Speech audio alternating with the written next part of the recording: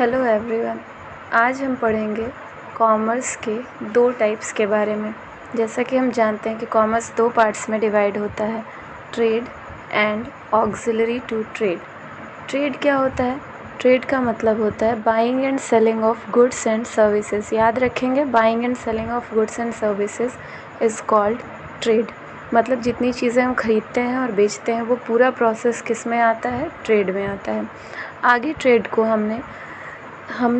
आगे ट्रेड दो पार्ट्स में डिवाइड हुआ है, internal trade and external trade. Internal trade का मतलब क्या होता है? नाम से ही पता चलता है कि इंटरनल ट्रेड वो ट्रेड होता है जो डोमेस्टिक एरिया, लाइक आपकी कंट्री के अंदर जब कोई चीज़ खरीदा या बेचा जाता है, कोई भी जो भी आपका ट्रेड है जब कंट्री के अंदर ही रहता है तो उसे हम कहते हैं इंटरनल ट्रेड। वो बाउंड्री लाइन से बाहर नहीं जाएगी, मतलब आपकी कंट्री से बाहर नहीं जाते हैं जब कोई भी सामान, तो उसे हम कहते हैं कि ये जो ट्रेड है ये हमारा कौन सा ट्रेड कहलाता है? Internal trade. Internal trade means buying and selling of goods and services under the boundary of a country. Second होता है एक्सटर्नल ट्रेड। एक्सटर्नल ट्रेड क्या होता है? एक्सटर्नल ट्रेड का मतलब होता है जब हम कोई भी चीज़ खरीदते या बेचते हैं, उस व्यापार को हम कंट्री के बाहर भी जब करते हैं तो उसे हम कहते हैं external trade. External trade means buying and selling of goods and services outside the country. ठीक है। अगला जो पार्ट है आपका कॉमर्स का वो होता है ऑक्सिलरी टू ट्रेड। तो इसमें क्या होता है? ऑक्सिलरी टू ट्रेड का मतलब होता है activities which are meant for assisting trade, like banking, insurance, warehousing etcetera.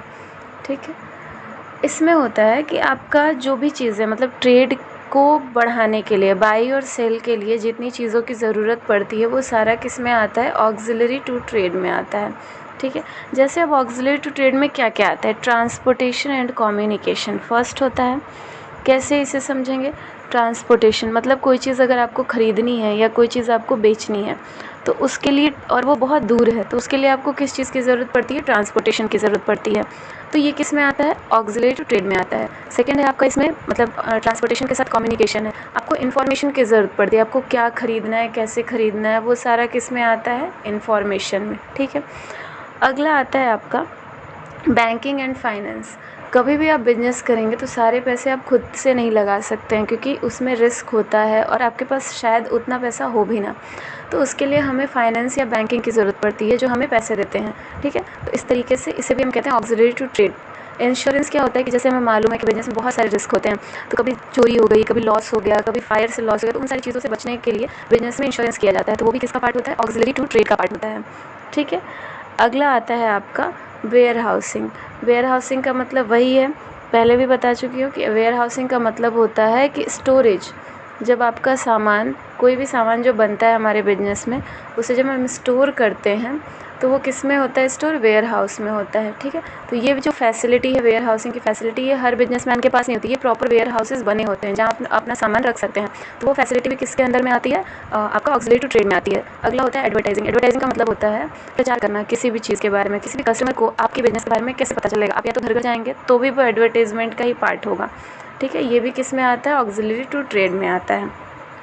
आगे है ऑब्जेक्टिव्स ऑफ बिजनेस।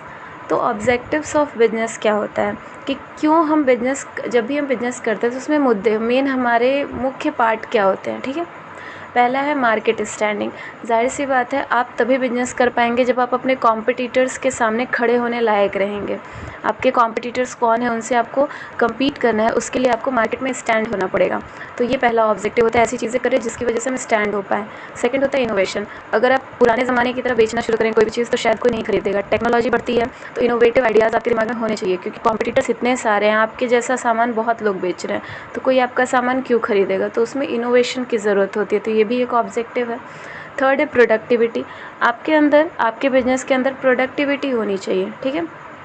मतलब प्रोडक्टिविटी का मतलब आप जो भी वैल्यू है आपके आउटपुट की, उस और जो इनपुट निकल रहा है उन दोनों में कंपेयर होना चाहिए, कि ऐसा नहीं कि कुछ भी गलत हम बना रहे हैं या लॉस में जा रहे हैं, वो सारी चीज़ें नहीं होनी चाहिए। अगला होता है अर्निंग प्रॉफिट। जाहिर सी बात है बिजनेस शुरू किया है तो प्रॉफिट अर्न करेंगे, ये तो मेन मोटिव होता है हमारे बिजनेस का। ठीक है। उसके बाद आता है आपका मैनेजर परफॉर्मेंस एंड डेवलपमेंट।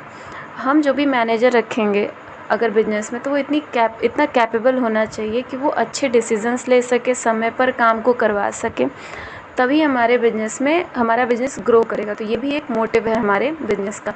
अगला वर्कर्स परफॉर्मेंस एंड एटीट्यूड। जो भी वर्कर्स हैं हमारे बिजनेस में, हमें उनके साथ ऐसा बिहेव नहीं करना चाहिए कि उनको अच्छा ना लगे। उनके साथ हमारा अच्छा बिहेवियर होना चाहिए कि वो काम अच्छे से करें, परफॉर्म अच्छे से करें, जिससे हमारा बिजनेस ग्रो करे। उनको नेगेटिव हमें नहीं कुछ भी कहना चाहिए, सब कुछ पॉजिटिव हमें उनके साथ हमें रहना चाहिए बिजनेस में। अगला आता है, लास्ट है ये ऑब्जेक्टिव में, सोशल रिस्पॉन्सिबिलिटी। सोशल रिस्पॉन्सिबिलिटी का मतलब है कि आप ठीक है बिजनेस करते हैं, आपका मोटिव प्रॉफिट अर्निंग है, लेकिन आपका सोसाइटी की तरफ भी बहुत ज़्यादा एक कहीं ना कहीं ऑब्जेक्टिव होना चाहिए कि आप कोई भी बिज़नेस ऐसा ना करें जो आपकी सोसाइटी में नुकसानदायक हो। जैसे शराब का बिज़नेस, अब पूरी किसी सोसाइटी में बैठकर शराब का बिज़नेस ना करें, कुछ ऐसी फैक्ट्री ना खोल दें जिससे कि लोगों को परेशानियाँ हो। तो ये सारी चीज़ें गलत हो जाती हैं, आप एक अच्छा इम्पैक्ट नहीं देते हैं। ठीक है, thank you everyone for watching.